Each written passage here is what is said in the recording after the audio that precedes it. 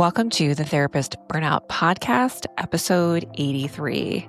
Hey, therapist, welcome back. Today, I'm talking with you a little bit about how to know when to stop doing stuff related to work, your practice, career, hobbies, even. I'm just thinking differently about career change lately. And so I think this will illuminate what I'm talking about because it's hard to know what I'm talking about until I get into it today. So I don't know about you, but I have filled out those little career matrix grids where we're going to align our work, our education, our passions, and our temperament all together to formulate into an algorithm for the perfect Goldilocks job for us. I don't know about you, but I haven't found it yet. It's stressful. And I used to ask myself, or tell myself, if I can just find a job where I can teach yoga or lift weights, do wellness activities, incorporate my training in psychology without doing therapy so much, use my kind of vocation of teaching, which I've always had this kind of through line of doing some kind of teaching or instruction, integrate my lifelong passion for dancing and music, I think it's all going to work out. I think many therapists that I talk with, and just curious squirrel brain humans, by the way, will identify with wanting to bring all parts of ourselves to our work. And in therapy work, we can bring a lot of our parts to the table.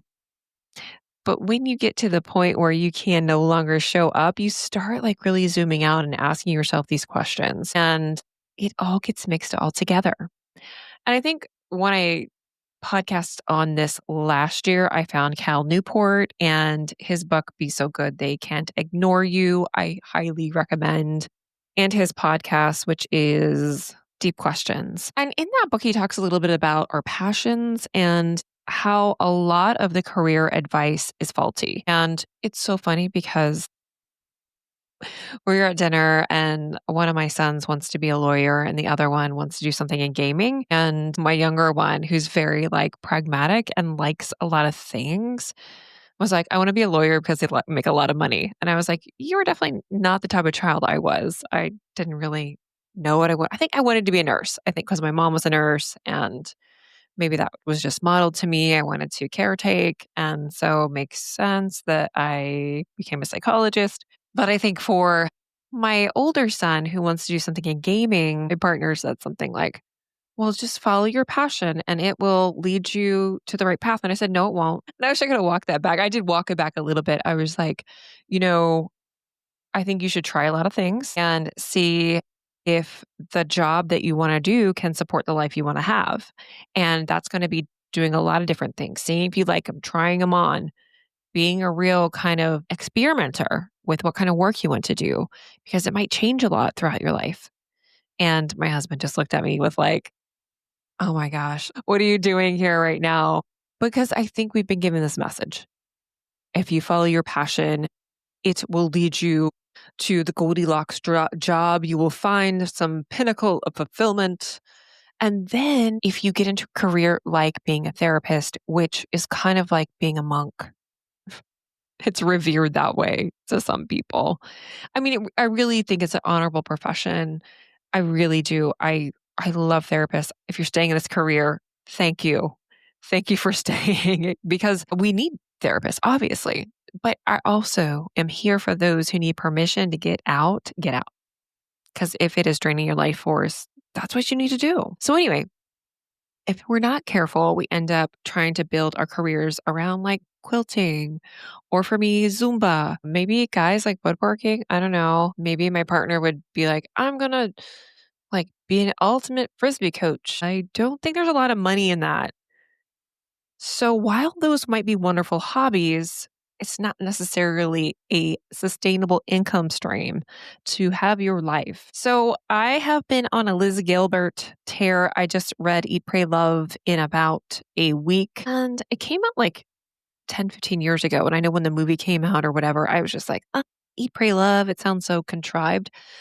but I love her writing. So I'm also reading Big Magic right now. And I think I am going to have a whole creativity episode come out when I get to the end of that book. And some of these ideas are from this book, but also a YouTube video that I shared in my newsletter. If you're not on the newsletter, get on it. It's the Pen Pal list. Check that link out in the show notes. And when she talked about 4 categories of work and passion in our lives.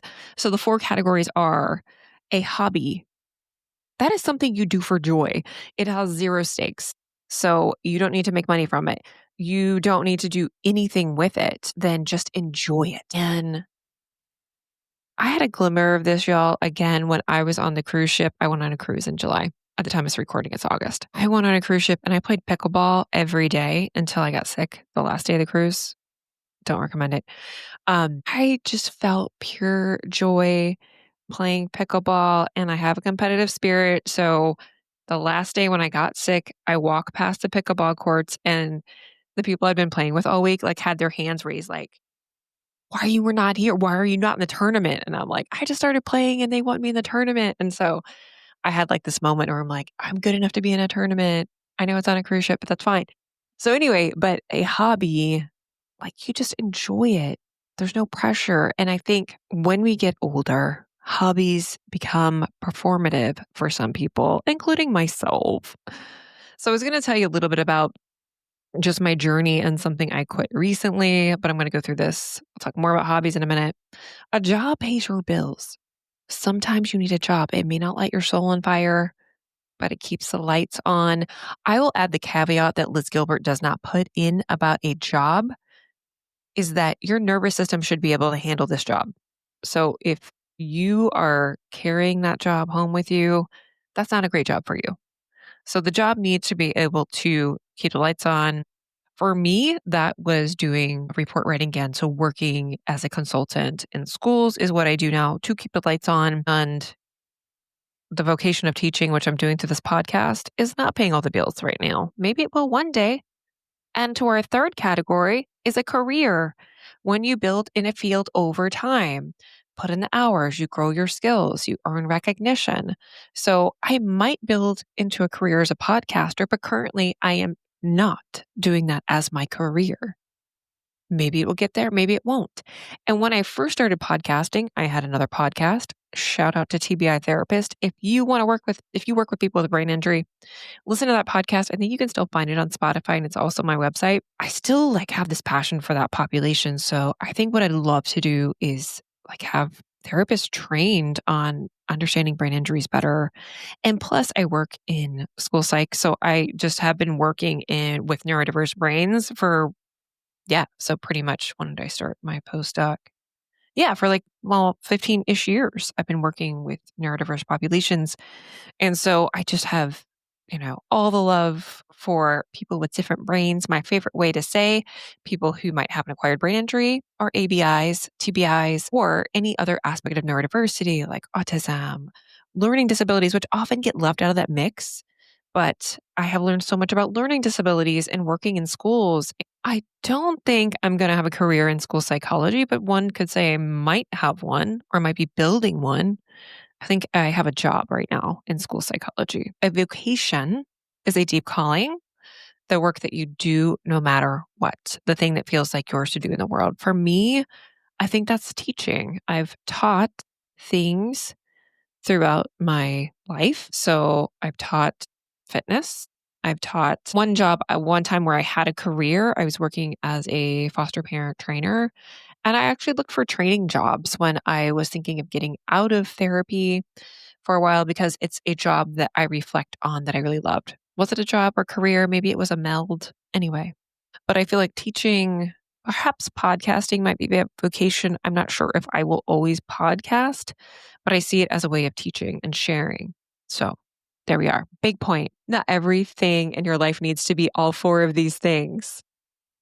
In fact, trying to make them fit perfectly into some kind of Goldilocks puzzle burns us out. It creates expectations that we might have for our job that don't fit our life. And we might be trying to force something that wasn't really meant to be. Okay. So recently, I had this realization So I teach a few fitness classes. I've talked about this on my news class.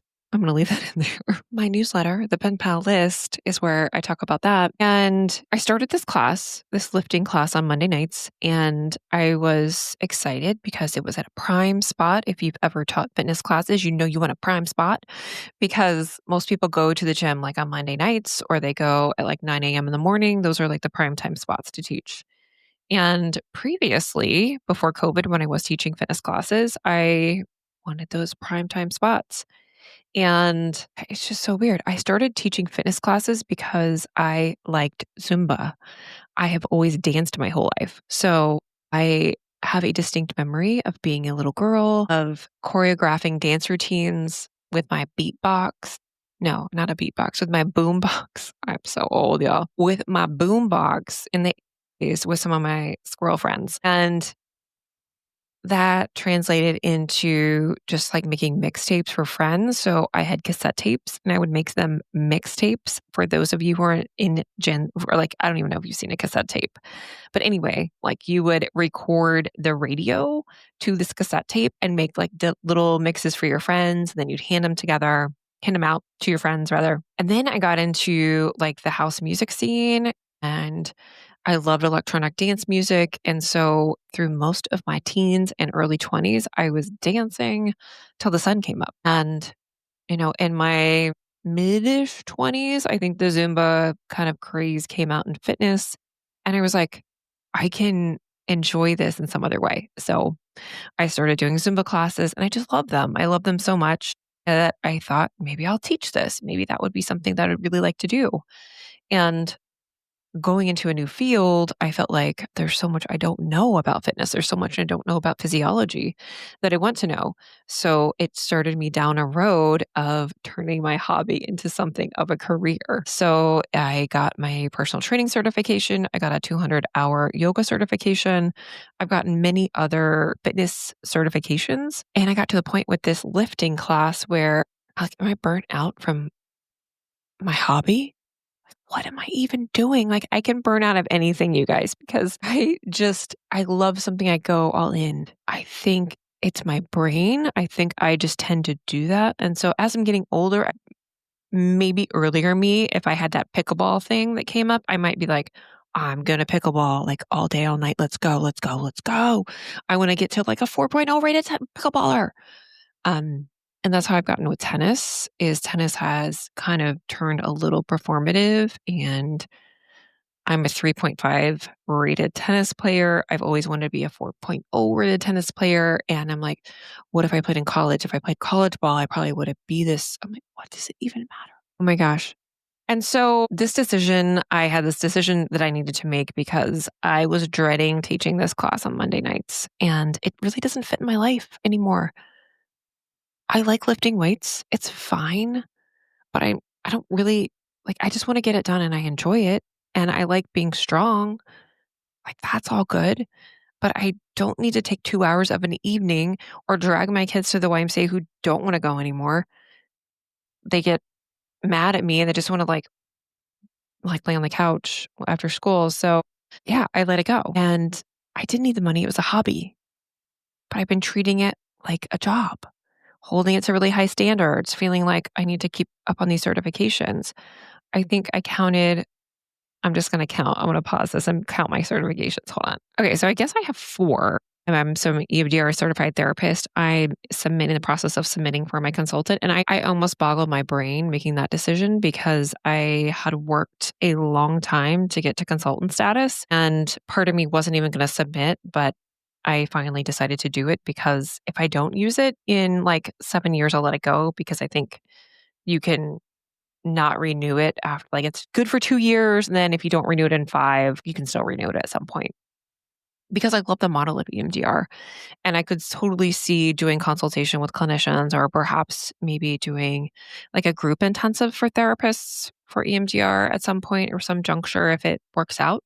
So I want to hold on to it and maybe just continue the education because I think it was the most transformative therapy model for me as a therapist and also to provide to my clients. Anyway, personal trainer, am a certified brain injury specialist, so I received that certification also recently. And I don't have to keep up my yoga because I don't keep all the certification. I just got the training. Yeah, yeah, yeah. That's a lot of money too. So anyway, and so two of those are hobby based that I have.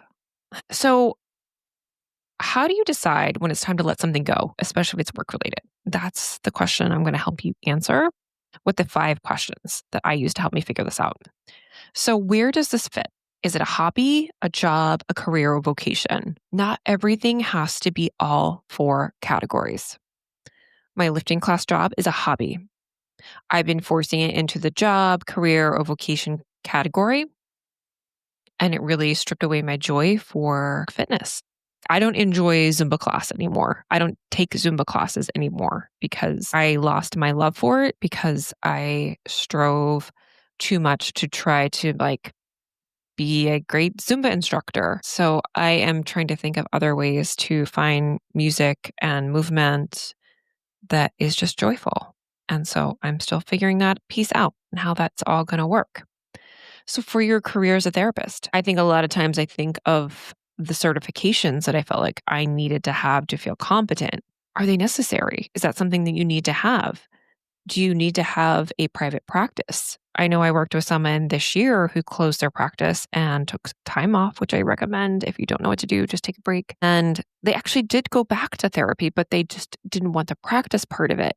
And so perhaps it's the private practice part that is really depleting of the multiple roles that we fill as private practice clinicians, perhaps. Number 2, if no one was watching or depending on you, would you still do it? And this is what we need to ask for those things that could be a vocation or a hobby. And for me, thinking of what I still want to do, lifting, yes, I still want to lift weights. I think it's something that I like to do. It's something I want to do. I don't need to teach it anymore. And that when I was weighing through this decision, my tyrant brain makes me think that I'm letting the whole world down doing this. And I neglect to think about what that choice of keeping that class was costing me. It was costing me a lot of stress during the week because I had to bring my kids there.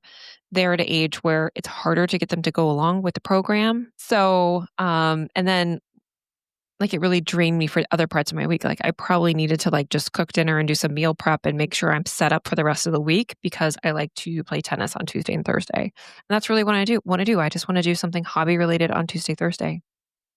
I want to be available to just play. Those are my nights to play and I want to play, period. And I think a piggyback to number 2 would be, and this is I don't know if you guys have seen this show. It's called The Bear. It's on FX or Hulu. Maybe it was on FX first and then Hulu, but I watched it on Disney. So I don't even know where you get this thing from. It was from the guy who was in Shameless, and he's a chef. In the show, he was a world-renowned chef who had a James Beard star. And he goes back to his family his brother died by suicide, and they had a family restaurant. And so he took up the family restaurant and ended up remaking the whole restaurant, creating a beautiful restaurant. And at the end of this last season, if you're watching the show, I don't want to give a spoiler. He has to come to a decision, and another chef asks him, don't you love cooking anymore? And he's like, I don't love cooking. And for me, I had to sit with their parts of therapy I love. I loved my clients. I loved seeing the transformation. And that love for my clients, for the people they are and were, and the transformations I saw, I thought that was enough to keep me in the work. But I didn't like who I was as a therapist, and I didn't like the work anymore. So that question, do I even like this anymore? Can I even do this anymore? And I think that segues into number 3. Is this renewing you or depleting you? So I'd like to think about seasonal rhythms, like tending a garden. I talk about garden metaphors all the time. What's blooming, what's wilting, what's crowding out space for other things. And if I think of even my hobby, like my Monday night class that I just let go, it was crowding out space for me to be with my family. And I've been thinking recently we went on a trip. It was just a beautiful trip where we were on a river in Maine. It's called the Saco River. And how that time was so precious and it's so short. And believe me, there were times where it just wasn't cute, but there were many times they were beautiful.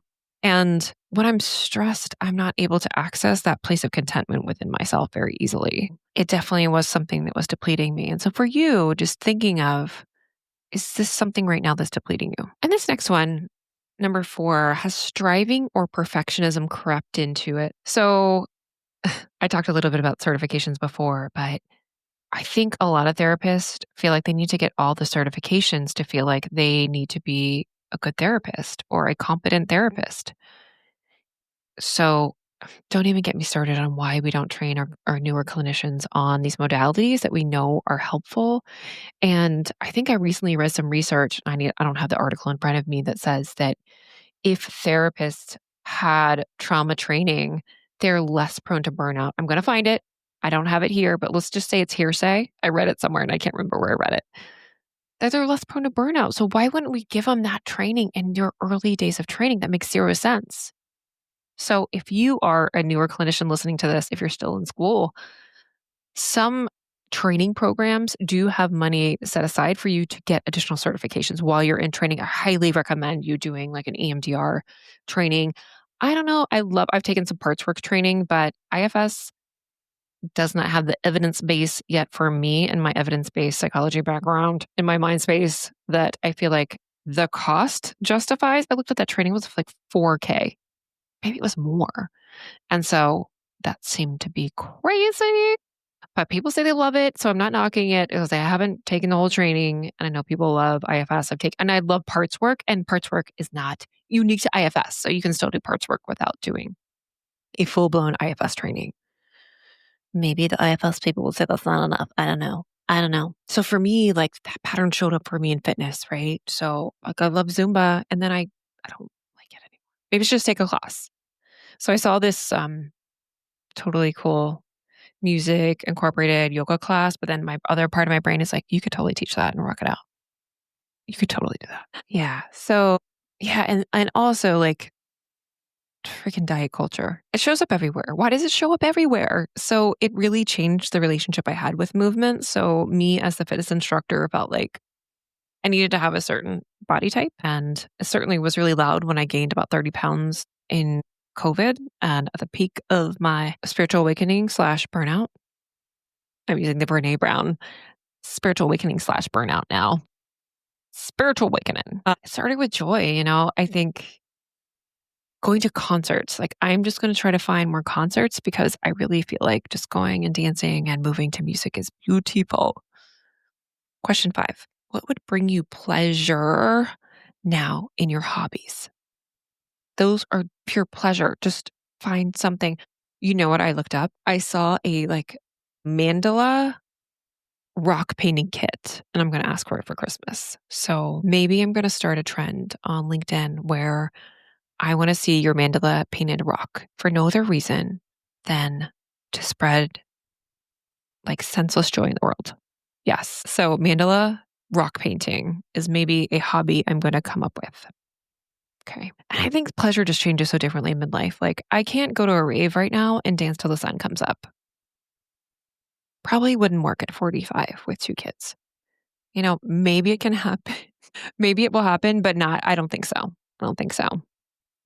And I just think about children and my kids. They are very clear on what is fun and creative for them. They don't really have to think about it. Our adult brains just really suck at being creative and just having fun.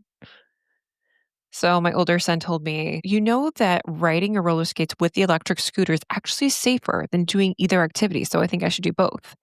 And I was like, okay, wear a helmet.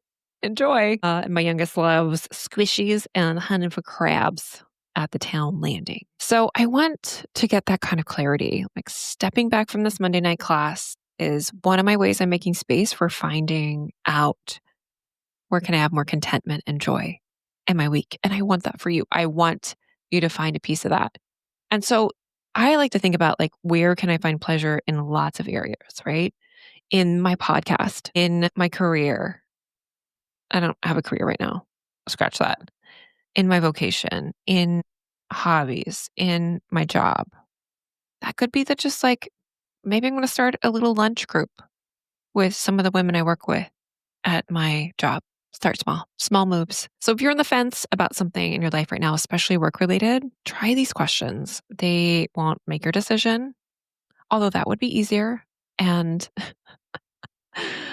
I know, but we have one precious life, and especially for therapists, I want you to live it. So let's not spend it on things that don't make any sense for our lives anymore. Talk soon.